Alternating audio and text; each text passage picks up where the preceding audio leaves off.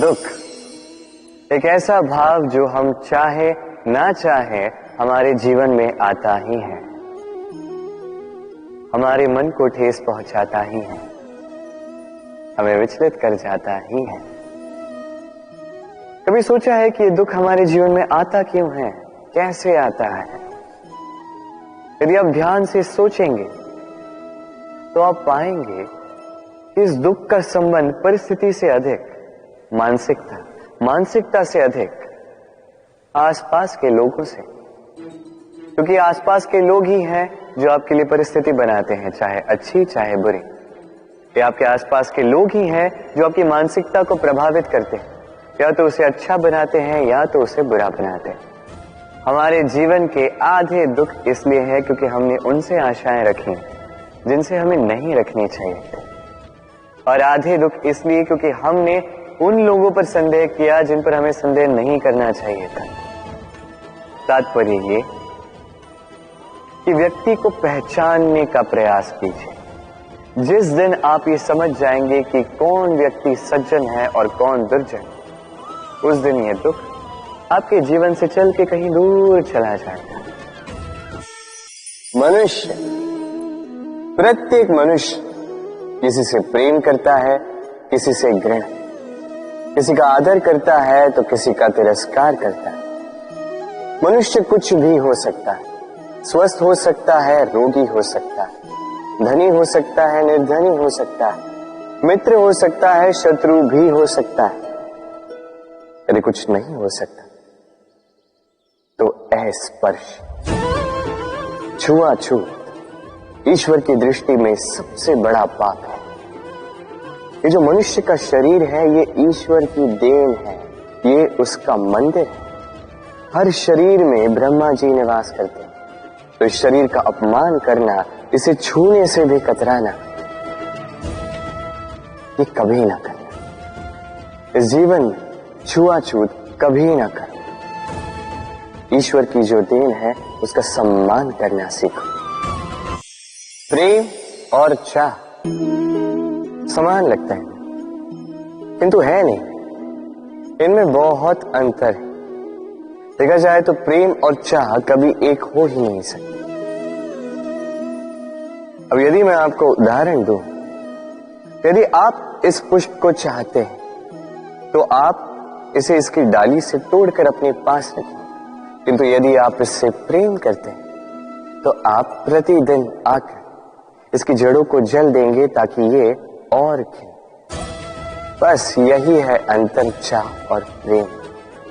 चाह स्वार्थ बन जाता है, जहां प्रेम परमार्थ बनता है। तो चाह नहीं, प्रेम कीजिए, जीवन धन्य हो जाए। कभी किसी बालक को देखा है, कितना कुछ घटित होता है उसके जीवन, बालपन से लेके बड़े होने तक असंख्य अनुभवों का अनुभव करता है। कभी गिरता है, कभी चोट खाता है, कभी सीखता है, कभी पीड़ा सहता है तो कभी आनंद के क्षण जीता है। ये तो स्मरण रखता है तो केवल आनंद के क्षण। अब तनिक एक बार आपके जीवन के प्रारंभ में झांक के देखिए, आपके बालपन में झांक के देखिए, आप पाएंगे कि अधिकतर स्मृतियां जो आपके मन में हैं वो अच्छे क्षणों की, बुरे क्षणों की नहीं। इसीलिए ये बालपन, ये सुखी होता है, ये निश्चिंत होता है। इसलिए आज भी न जाने आप कितने भी बड़े क्यों ना हो जाए, बुरी स्मृतियों को, बुरी यादों को भुलाने का प्रयास कीजिए। एक बार बुरी यादों को भुलाने का अनुभव आपको हो गया तो स्मरण रखिए, कितने भी कठिन कष्ट आपके जीवन में क्यों ना आए, उनका सामना करने में आप सक्षम रहे।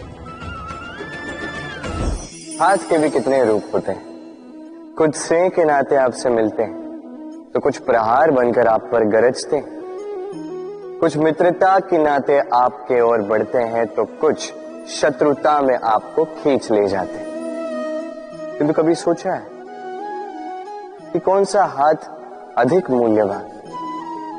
जब आप सफल होते हैं, जब आप शुभ कर्म करते हैं, तब कुछ हाथ आपके लिए तालियां बजाते हैं, और कुछ हाथ ऐसे होते हैं जो आपके कंधे पर रखे जाते हैं जब आप जीवन में सबसे अधिक असफल होते हैं, जब आप टूट जाते हैं।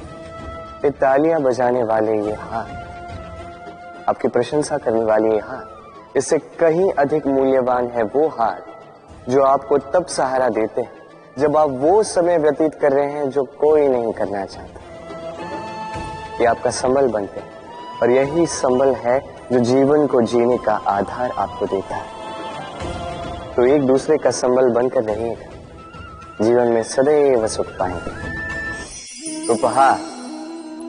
उपहार किसी के लिए वस्तु है तो किसी के लिए भाव, किंतु ये उपहार भाता सभी को है। अब यदि पूछा जाए कि उपहार कैसा होना चाहिए, तो कोई कहेगा कि ऐसा उपहार होना चाहिए जिसे हम स्वर्ण और चांदी के साथ माप सकें। कोई कहेगा ऐसा उपहार होना चाहिए जिससे व्यक्ति का मन प्रफुल्लित हो जाए, उसे आनंद मिले। उपहार व्यक्ति जो दे सकता है वो तो निर्भर करता है उसकी आर्थिक परिस्थिति पर, किंतु उपहार जो भी हो उसमें एक भाव की कमी कभी नहीं होनी चाहिए, और वो भाव है प्रेम का भाव। स्मरण रखिएगा, प्रेम से बड़ा कोई उपहार नहीं, और यदि प्रेम का ये उपहार आपको मिलता है तो इससे बड़ा कोई सम्मान नहीं। त्योहार, उत्सव पर हमारे जीवन में उल्लास भर देते हैं। अब दिवाली का त्योहार आया, कभी आपने सोचा कि ये सारे पर्व जैसे गुरु पूर्णिमा, होली, रक्षाबंधन, ये सब पूर्णिमा के दिवस पर आते हैं जब चंद्रमा आकाश में पूर्णतः सज्ज होता है। तो दिवाली का ये शुभ त्योहार ये आता है अमावस्या के दिवस पर। अमावस्या जिसे हम अशुभ मानते हैं। कभी सोचा है कि क्यों श्री राम ने अमावस्या का दिवस ही चुना होगा अयोध्या पुनः लौटने के लिए? एक दिवस पश्चात या एक दिवस पूर्व भी तो आ सकते थे, क्योंकि वो इस संसार को एक संदेश देना चाहते थे कि मुहूर्त नहीं,